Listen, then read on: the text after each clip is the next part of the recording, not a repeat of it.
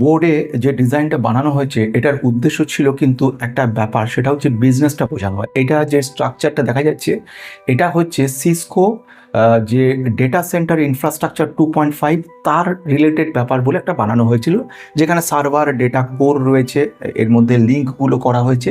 এখানে মুখ্য উদ্দেশ্য ছিল কিন্তু কেবল কেবল ডেটা সেন্টারের একটা অঙ্গাঙ্গী অঙ্গ, এবং প্রত্যেকটা স্ট্রাকচারের সঙ্গে অপটিক্যাল ফাইবার, ক্যাট 6 এবং অন্যান্য বিভিন্ন রকমের স্ট্রাকচার্ড কোঅ্যাক্সুয়াল কেবল এবং ডিফারেন্ট কেবল ব্যান্ডউইথ দিয়ে লিঙ্ক করা রয়েছে। এগুলোর ব্যাপারের উদ্দেশ্য হচ্ছে একটাই, সেটা হচ্ছে কেবল সেক্টরটা কিন্তু বিশেষভাবে যুক্ত রয়েছে ডেটা সেন্টারের সঙ্গে। কেবল কিন্তু শুধু একটা ডেটা সেন্টার বলে না, কেবল কিন্তু অতীত, বর্তমান, ভবিষ্যতেও কাজে লাগে। কেবল কিন্তু কোথায় কাজে লাগছে? রেলওয়ে ইলেকট্রিফিকেশনে কাজে লাগছে, রেলওয়ে স্ট্রাকচার কাজে লাগছে, ইনফ্রাস্ট্রাকচারের কাজে লাগছে। শুধু রেলওয়ে বলতে নয়, যে কোনো ক্ষেত্রে, যে কোনো বড় বড় পাম্পের ক্ষেত্রে কিংবা লিফটের ক্ষেত্রে, ইনফ্রাস্ট্রাকচার সব কিছু। এখানে কেবলটা ডেটা সেন্টারের ভূমিকা এবং সেটা নিয়ে বলা হয়েছিল। তাহলে এইগুলো কেন বলা, তার কারণ হচ্ছে উদ্দেশ্য একটাই, বিজনেসটাকে বোঝো। কোনো একটা কোম্পানি কনসেন্ট্রেটেড নয়, যে কোনো কোম্পানি যে কোনো সময় যে কোনো ক্ষেত্রে আমাদের ইমপ্রুভমেন্ট দিতে পারে। কোভিডের সময় যেখানে ম্যাক্সিমাম স্টক পড়ে গেছিলো, সেখানেও এমন উদাহরণ রয়েছে, এমন কিছু কোম্পানি যে কোম্পানিগুলো কিন্তু তখনও দৌড়ে গেছিলো। এবং সেইটা হচ্ছে সবথেকে বড় ঘটনা, যে আমাদের ইনভেস্টমেন্টটা কোনো দিনই এরকম যেন স্পেসিফিক না থাকে যেটা শুধুমাত্র একটা দিককে নির্দেশ করবে। সমস্ত দিক মিলিয়ে তবেই কিন্তু একটা ইনভেস্টমেন্ট হয়। তাহলে ব্যাপারটা আশা করি বোঝা যাচ্ছে। পরে পোর্টফোলিও অ্যানালিসিস নিয়ে আমাকে একজন ভদ্রলোক সাবস্ক্রাইবার বিশেষভাবে রিকোয়েস্ট করেছে, তার ক্ষেত্রে আমি পোর্টফোলিওটা অ্যানালিসিস করে দেবো। কিন্তু এই ভিডিওটা করার মূল বক্তব্য এটাই রয়েছে, বিজনেসটাকে বোঝার চেষ্টা করুন। যে সাবজেক্টে ধরুন সেমিকন্ডাক্টর কটা কোম্পানির নাম জেনে নিলাম এবং তারপর ইনভেস্ট করলাম, সেখানে আপনি আমরা সকলে ইনভেস্ট করছি, সেখানে কিন্তু কোনো কৃতিত্ব থাকছে না এবং রিটার্ন অন অ্যান অ্যাভারেজ আমরা পাচ্ছি। কিন্তু এমন কিছু যদি করা যায় যেটাকে বলা হয় স্রোতের বিপরীত দিকে ঘুরে অন্য কোনোভাবে, সেটা একমাত্র সম্ভব ফান্ডামেন্টাল স্ট্রং হওয়া, এবং দ্বিতীয়ত কি, সেটা হচ্ছে এই ধরনের ব্যাপারগুলোকে শেখা যে বিজনেস বলতে কী বোঝায়। আমি একবারও বলতে যাচ্ছি না যে শুধুমাত্র মেম্বারশিপ নিয়ে আমার এখানে আপনি ফান্ডামেন্টাল দেখুন বা টেকনিক্যাল দেখুন। আমি শুধু এটাই বলতে চলেছি, নিজেকে আপগ্রেড করুন। আমার আজ পর্যন্ত যত ভিডিও রয়েছে, এই শত ভিডিওর শুধু মূল লক্ষ্য ছিল আপগ্রেড করে দেওয়া সাধারণ যারা রয়েছে, যারা সাধারণ বাঙালি রয়েছে, যারা জানে না, ইনভেস্টমেন্টের উপর খুব উৎসাহী, এবং আমি বহুবার দেখেছি তারা ইনভেস্টমেন্ট লস করে বাজারটাকে খারাপ বলে বেরিয়ে গেছে।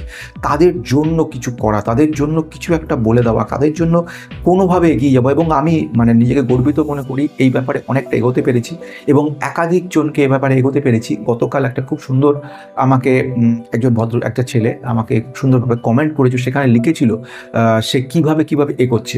আমি তার কথা পরিপ্রেক্ষিতে তাকে একটা ভালো একটা কমেন্ট করেছিলাম, কমেন্টটা আমি স্ক্রিনে দিয়ে দিচ্ছি।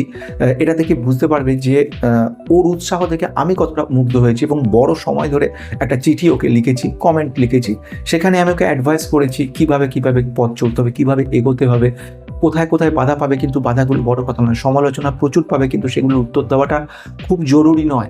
তার থেকে অনেক জরুরি সেলফ ডেভেলপমেন্ট করাটা। বাইরের জগতের থেকে কনসেন্ট্রেশনটা ইন্টারনাল জগতে করো, একেবারে নিজের ভিতরে। কারণ এইটা ইনভেস্টমেন্ট, নিজের জন্য কিছু করাটা সবথেকে জরুরি। কিন্তু আলটিমেট সবচেয়ে বড় বন্ধু নিজের, অন্য কেউ তোমার আসল বন্ধু নয়। সুতরাং সেইখানে তৈরি করতে গেলে নিজেকে নিজের মতো তৈরি করতে হবে।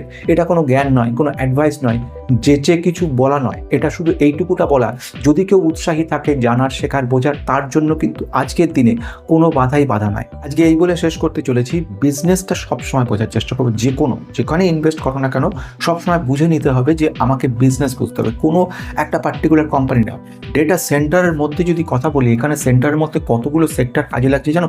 প্রথম যে সেক্টর কথা বলবো সেটা হচ্ছে সার্ভার স্টোরেজ রিলেটেড। পরে আসছে কোনটা? ব্যাটারি সেক্টর কিছু শেষ নয়। তার সঙ্গে লাগছে আনইন্টারাপ্টেড পাওয়ার সাপ্লাই, অর্থাৎ পাওয়ার এনার্জি, তার উপরে দরকার পড়ছে।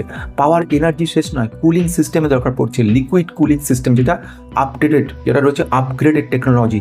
লিকুইড সঙ্গে সঙ্গে কী লাগছে, কুলিং সিস্টেমের সঙ্গে একটা কথা যেটা বললাম, যে UPS system, UPS power grid system, তার সঙ্গে সাইবার সিকিউরিটি সিস্টেম লাগছে। যেসব স্টোরেজগুলো থাকছে নর্মাল স্টোরেজ নয়, যাকে বলে র্যাক সিস্টেম। র্যাক কথা হচ্ছে অনেক কুইকলি যে সমস্ত অ্যাক্সেস অ্যারে তৈরি করা যায়, অর্থাৎ খুব টেকনিক্যাল ব্যাপারে না গিয়ে সিম্পলভাবে বলার চেষ্টা করি যে খুব হাইলি স্টোরেজ সিস্টেম দরকার পড়ে যাতে খুব কুইক অ্যাক্সেস করা যায়। এসবেও শেষ হচ্ছে না, এগিয়ে চলেছে আরও।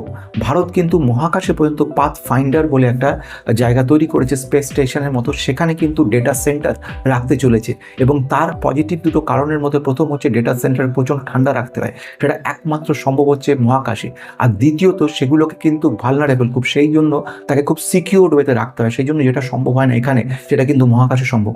এছাড়াও কোনো ন্যাচারাল ক্যালামিটি বা কোনো কারণ যদি ধ্বংস হয়ে যায় সার্ভার, সেক্ষেত্রে প্রবলেম না হয় কোনো ক্ষেত্রে, যেন মহাকাশে রাখা হয়। তো সেই জন্য স্যাটেলাইটের মাধ্যমে ডেটা সেন্টার রেখে সেখানে একটা আপগ্রেডেড টেকনোলজির কিন্তু ইন্ডিয়া কাজ করে চলেছে। আমি জানি না এটা সকলে জানা আছে কিনা। আজকে তাহলে এই ব্যাপারে শেষ করতে যদি শুধু এইটা বলে যে পরিশ্রম করি, তার আলটিমেট উৎস রয়েছে কিন্তু এডুকেশন, শিক্ষা।